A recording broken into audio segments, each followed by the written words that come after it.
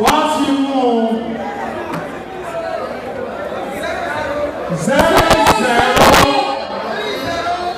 3 0 7 1.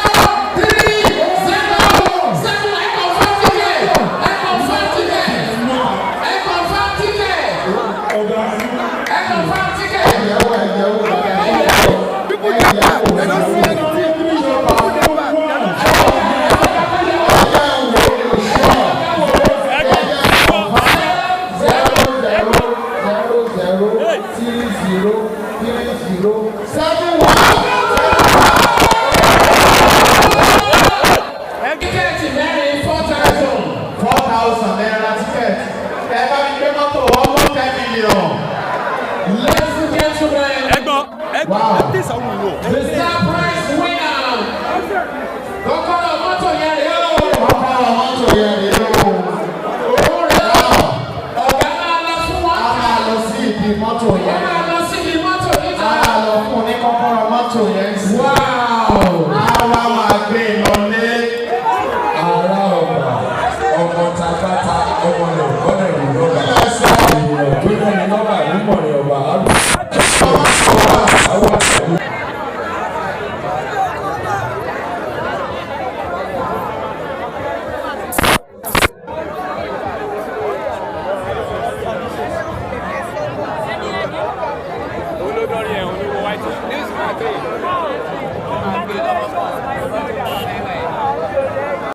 Naira, a plot towards 1 million naira.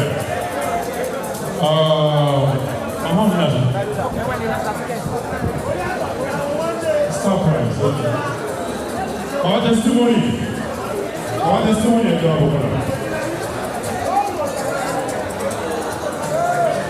il est 1 million naira. Mettre à l'époque avec bon sens.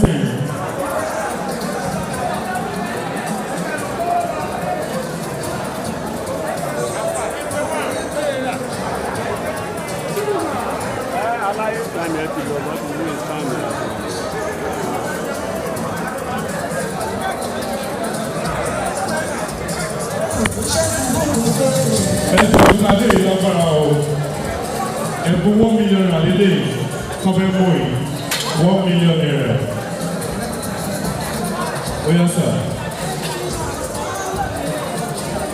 0 0 0 0 1 4 2 4 0 0 1 4 2 4. Il est cher.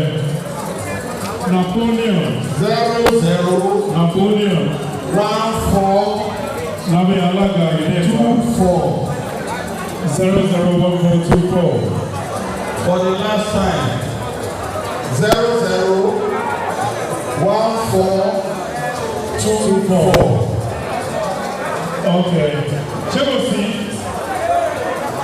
Oh yeah, next one.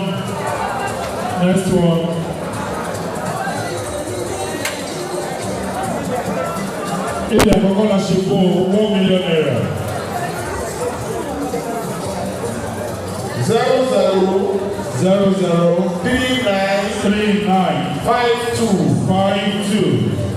0 0 Christiana Akosede Ademi. Níbo ló wà? Ariwo gèè. Oh my God! Màmá ti ń sáré bọ̀ ọ́. Ẹ̀yà ìgò lọ́nà fún màmá. Màmá Olorire ti dé o. Àbí kò ṣe nọ́mbà yẹn ni? Àbí bẹ́ẹ̀ jọ nọ́mbà yẹn ni? Ṣé o ní? Ó máa ní. Màmá ti mú. Kí ló fẹ́ fún wọn? Ó kì í yà. Màmá ti yá lèbi. Màmá wọn pè mí, màmá ẹ lọ fún wọn. Màmá ẹjọ́ ìmọ̀ ẹ lọ fún wọn. This is called grand prize. 1 million naira only. From Napoleon Real Estate Solutions Mama. Thank you. Napoleon. Ambassador Luame. Ambassador. No, everyone. Thank you, sir. Mama. Yes. You're going to sorrow. Mama Olorire yìí, wọ́n láti máa sọ pé ọjọ́ òní ni ọjọ́ òbí àwọn gangan. Wow. Wow. On your birthday. Mama láwọn pé 67. 67. Thank you. Mama ẹ ṣé àdúgbò o. Bákí. Ẹ̀yin àti wọn nìkan, ambassador, ẹ̀yin àti wọn nìkan báyìí. Yes. Ẹ̀gbọ́n o. Mama. Wọ́n ní torí pé ń ṣe birthday lónìí. Ẹnìkan tọ́lọ́run mọ̀. Wọ́n ní ká má dárúkọ àwọn bọ̀ á máa bá yín gbà. Wọ́n náà máa fi ní 500 plus fún ọmọdé kìnìún. Another 1,000 blocks, only 1,500 blocks. Another 1,000 blocks plus 500, that's 1,500 blocks. So what do you do? Wọ́n ní ká má dárúkọ ẹnìkíní àti ẹnìkejì. Ẹlọ́bìnrin náà. Yes, Ayeye vehicles and properties. Bákí, ọwọ́ ẹ ti kọ́ bá. Ayeye vehicles and properties. One of the leading real estate companies in Nigeria, Odun State. CEO, member pẹ̀lú staff méjì. CEO Ayeye member fún wọn ní. Àwọn náà ní ìbòlẹ̀ ń gbé lọ. Màmá ló ní. CEO Ayeye vehicles and properties. Then staff méjì. Mama.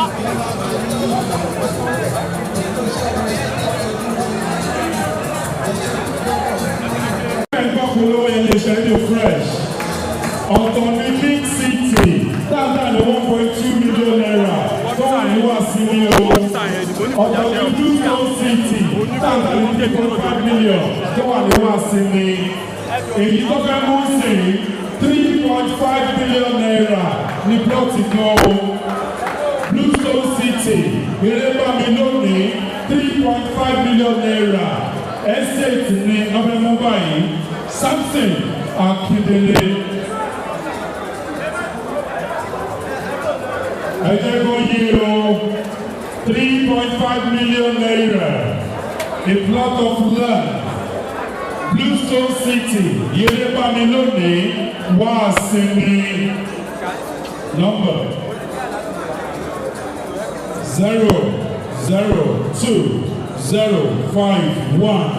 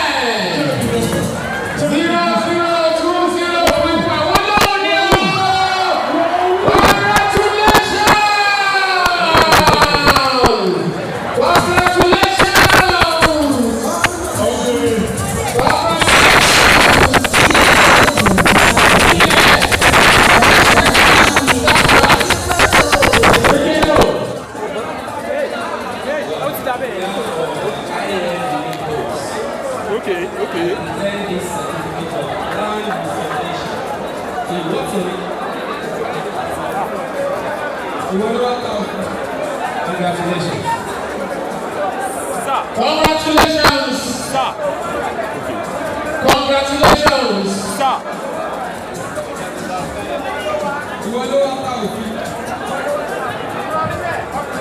Ọ̀gbẹ́ni ìwọ ló wá ta òfin.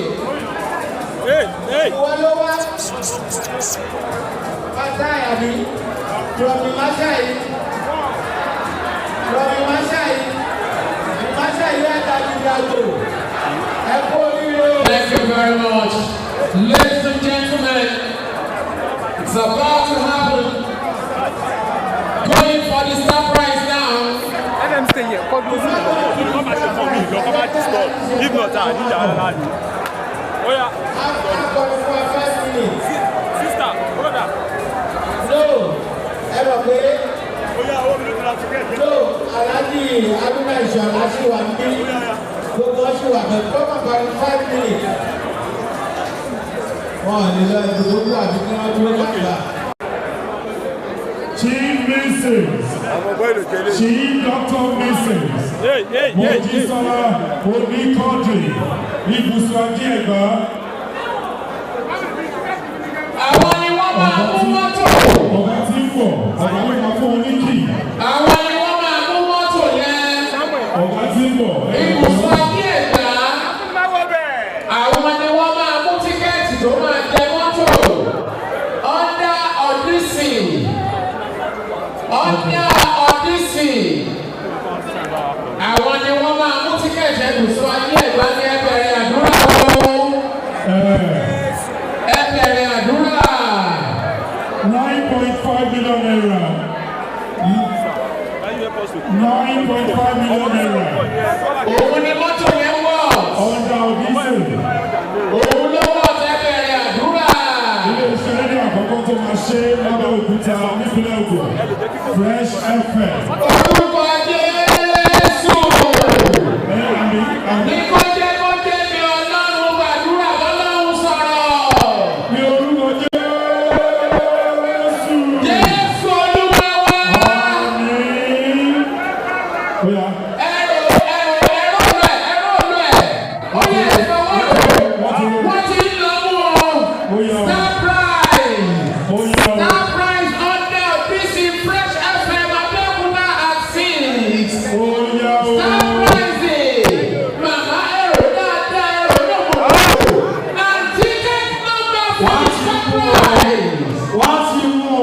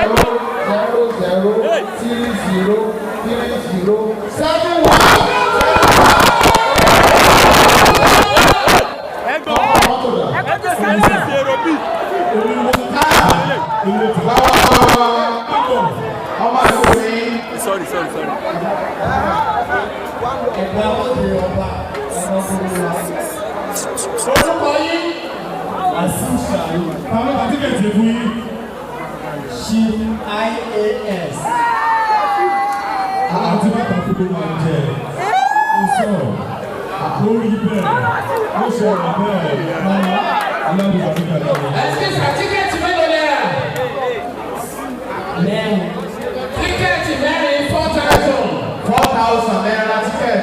Ẹ bá mi gbé mọ́tò almost 10 million. Ladies and gentlemen. Wow. The star prize winner. Kọ́kọ́rọ́ mọ́tò yẹn rèé o. Kọ́kọ́rọ́ mọ́tò yẹn rèé o. Owó rẹ̀ lọ. Ọ̀gá máa lọ fún wọn. A máa lọ sí ibi mọ́tò yẹn. Wọ́n máa lọ sí ibi mọ́tò níta. A máa lọ fún ní kọ́kọ́rọ́ mọ́tò yẹn. Wow. Àwa máa gbé lọlé. Ara ọ̀gbà. Ọmọ tàbátà ọmọ rẹ̀ ọ̀rẹ́ rẹ̀ lọ́ba. Ènìyàn tó lẹ́nu lọ́ba nímọ̀ rẹ̀ ọ̀gbà. Àwọn àgbẹ̀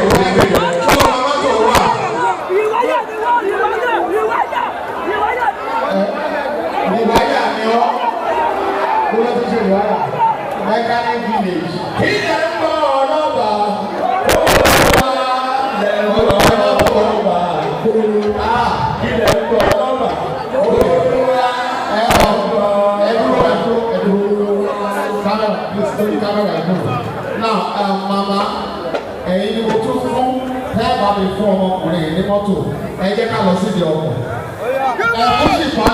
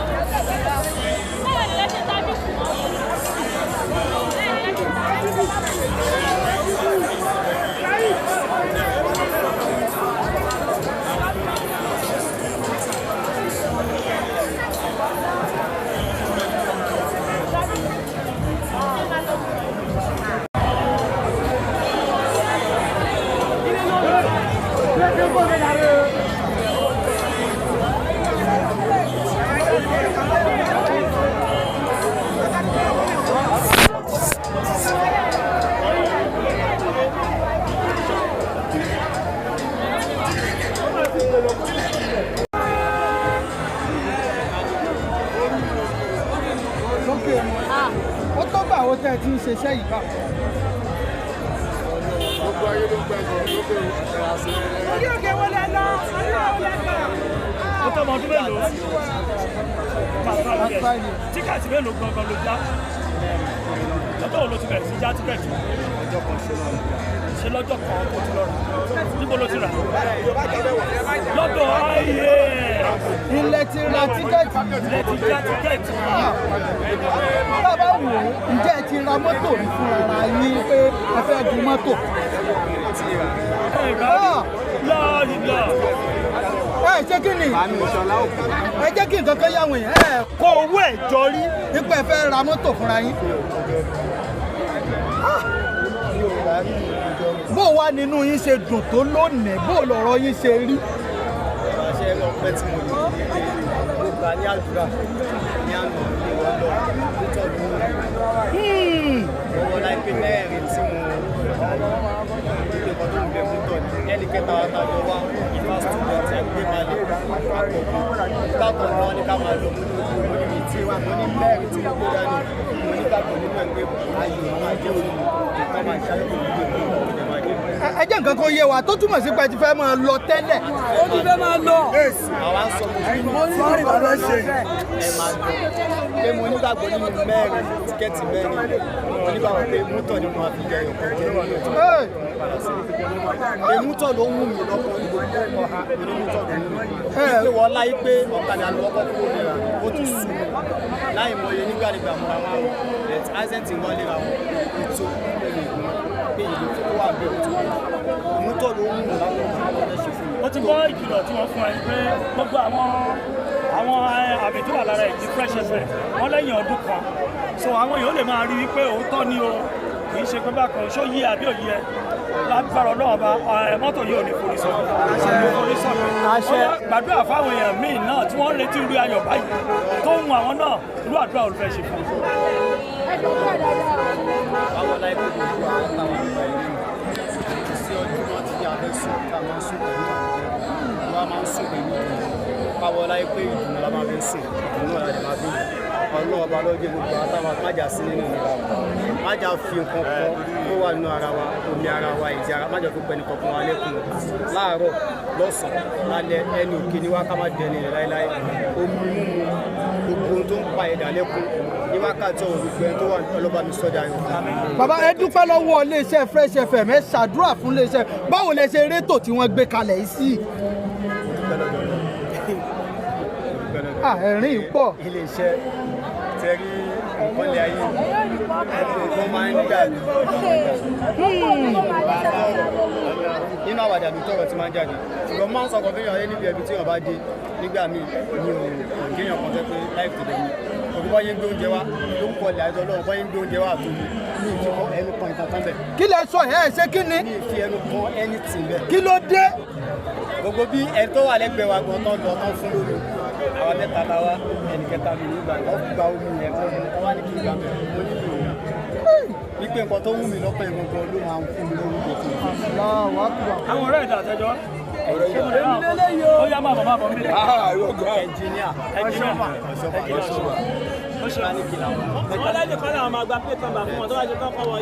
Bàbá bò ní ẹ ti rí òní yìí. Orúkọ yìí àkọ́kọ́. Orúkọ tèmi sáré mọ́nà ṣọ́ba. Balance yourself because of your head. Oya ẹ sọ orúkọ ti sáré mọ́nà ṣọ́ba. Báwo lẹ ṣe mọ̀rẹ́ yìí sí?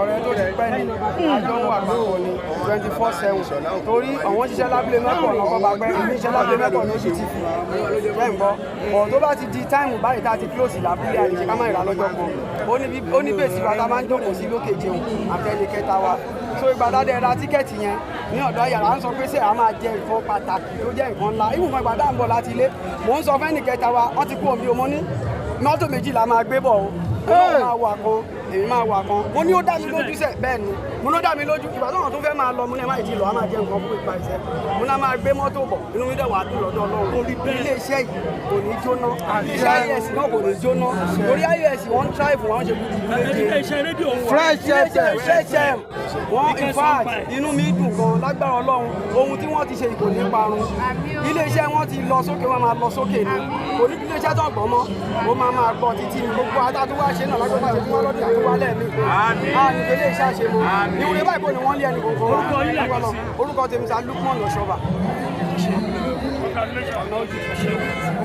Bàbá Ìṣọ̀lá. Ẹ jẹ́ jókòó.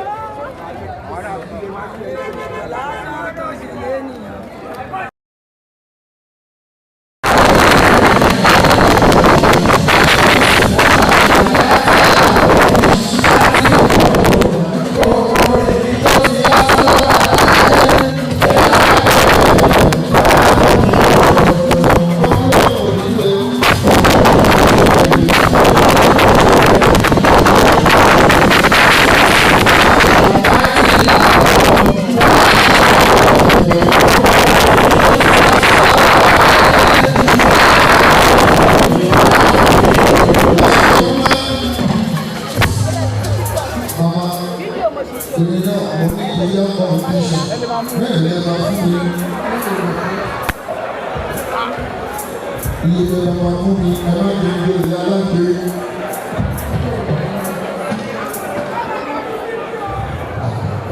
Níjọ́ tẹ bá ti ní kọ́ wá.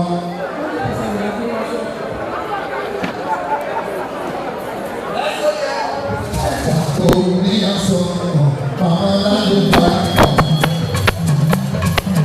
Òun ní aṣọ màmá láti bá mi. Láti bá kò sẹ́ni ìlú.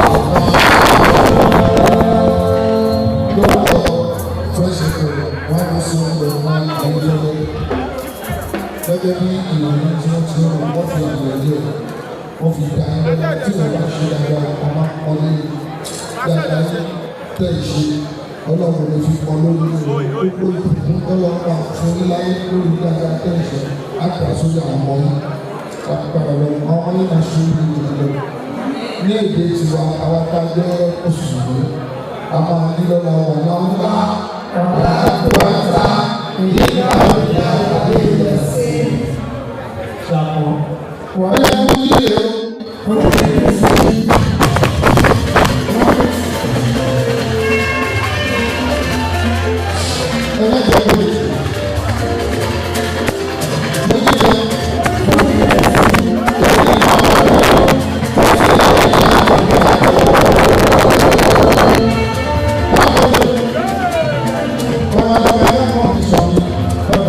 Thank you.